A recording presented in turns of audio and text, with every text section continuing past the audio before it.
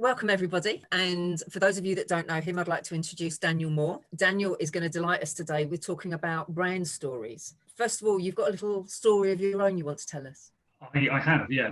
It's a story about a koi fish. Some of you may have heard this story before, but it's a real favourite of mine. It's what inspired my brand story. So when I'm designing something like a presentation, this is a really good example of how to get a brand story into something. The first thing I'll do is a splash or title image, which is supposed to evoke a reaction and make people feel something.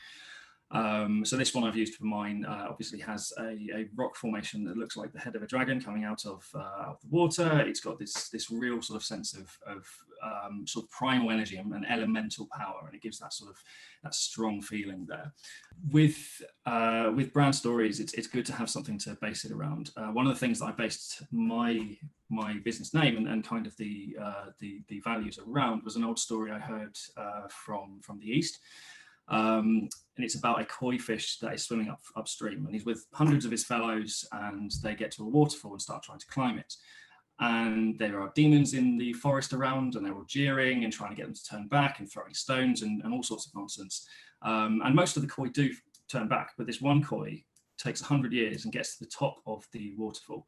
And the gods see this, and they're so impressed by this act of tenacity that they transform him into a dragon, which in the sort of Eastern parables is a symbol of strength and wisdom.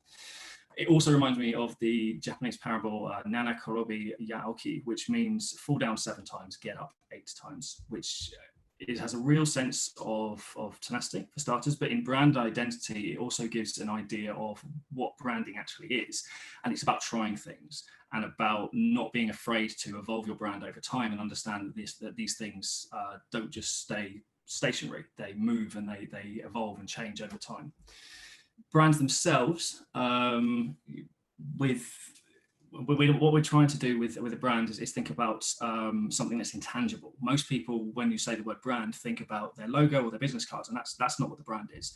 The brand is the thoughts and feelings inside the potential customer base. The brand is about a feeling, not a product or organization. So as it's not physical, it's often people get confused about how to actually how to make it. And what we're trying to do is not create something entirely new, but in most cases we're manipulating something that's already there. So we're trying to find those feelings that already exist and manipulate them to our kind of cause in a way. Many people look at their competition to try and do this, but the goal really is to set yourself apart and not emulate your competition.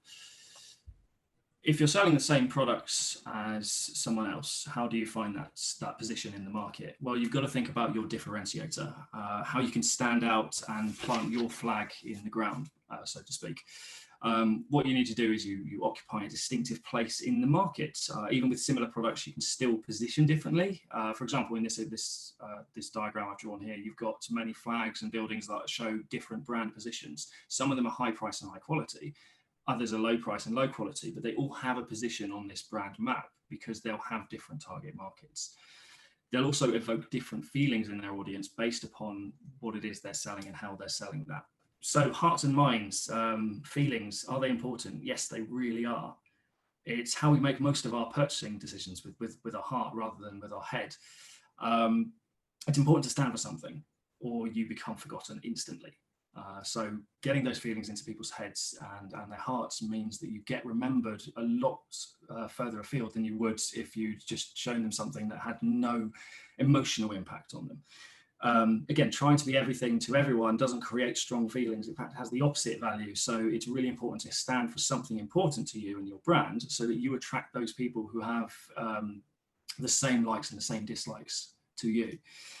If you do it well, your tribe will come to you and they'll become loyal brand ambassadors. Brand stories are based around the idea of purposes, facts, feelings, and values all mixing together to invoke a reaction in people. There's a great quote on here by Simon Sinek. People don't buy what you do, they buy why you do it. So your brand is showing people why you're doing something, not what you're doing. It gives those emotional responses and it helps create a brand story, which again helps people remember what it is you do and why you do it. Stories are what make you unforgettable. Wrapping your message in a story, like the story I told at the start with the koi and the dragon, is the way that people remember who you are and what it is you're standing for. It helps simplify information, it creates an emotional response, and these emotional responses again build that tribe around you, and once that tribe is built around you, they become ambassadors, and it grows exponentially. So that's why brand stories are so important. So tell me about some of the brand stories that you've created. Oh wow, so one of the most recent ones I've done is a little brand called Into the Depths.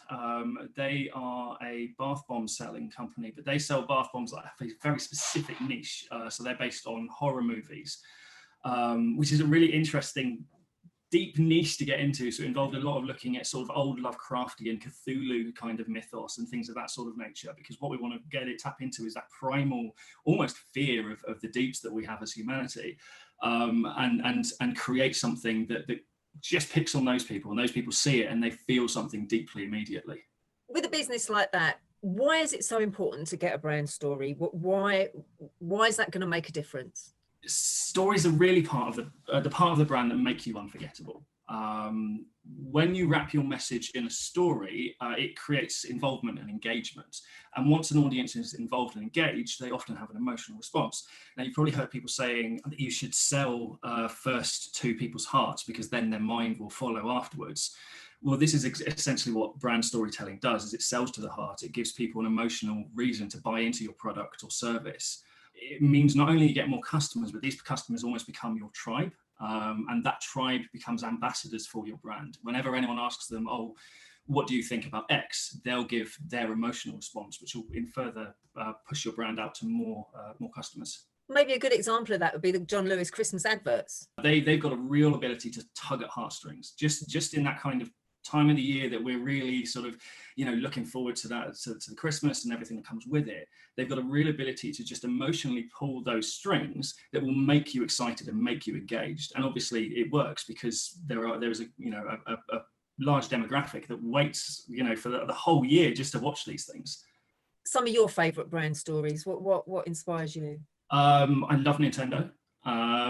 They have a really lengthy history. They actually started off in the late 1800s, early 1900s, making playing cards. And they've got this continual story of evolution and innovation, always trying to stay ahead of the market and changing what they actually are offering to always be at the head of innovation. So they've got a real innovative streak in them. So they're fantastic. Brewdog are incredible if you've seen any of their stuff recently, because they're real rebels. They got told off for their recent large sort of FCO2 campaign, where they had the F word up on billboards, had it covered with you may have seen it, a can of Brewdog, because they were saying that they are carbon negative, not just carbon neutral, but carbon negative. They're actively taking carbon dioxide out of the atmosphere, and that works really well because it shows that brand as an ethical brand. Not it's a lifestyle brand now. It's not just a beer brand. They're doing something for the environment. They're creating this story of being the warriors for the environment. Okay, so your ideal client, who are you reaching out to? I'm reaching out to people who really want to understand why their clients interact with them. They may feel that they've got a bit of a disconnect between themselves and their customers at the moment, and quite often this is down to their visual side of things not matching what they're saying. So my ideal clients are people who have some visuals, may want those visuals changing, and may want to understand why it is we need to look at something a little bit deeper than just throwing some pretty pictures at a page.